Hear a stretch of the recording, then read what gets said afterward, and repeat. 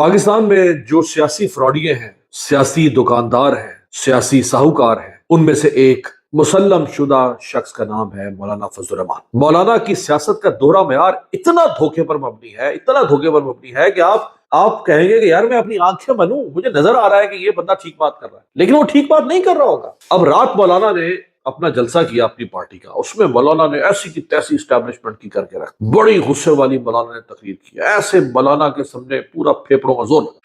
Parliament घर की लौंडी है, अब एस्टेब्लिशमेंट की, अब ऐवान की हैसियत नहीं, अब इस मैदान की अहमियत है, इस मैदान की हैसियत है। ये मैदान जिंदा है तो हम जिंदा है। मौलाना इनकलाबी बन गया एक दिन के अंदर। मौलाना की सियासत तो इमरान खान ने बिल्कुल तबाह कर दिया केपीके के। मौलाना के बेटे हार गए दोनों, मौलाना के भाई हार गया, मौलाना खुद हार गया। ये वही मौलाना है जो 2 दिन पहले तक अपने भाई को खैबर पख्तूनख्वा में चीफ मिनिस्टर बनाने के लिए एड़ी चोटी का जोर लगा।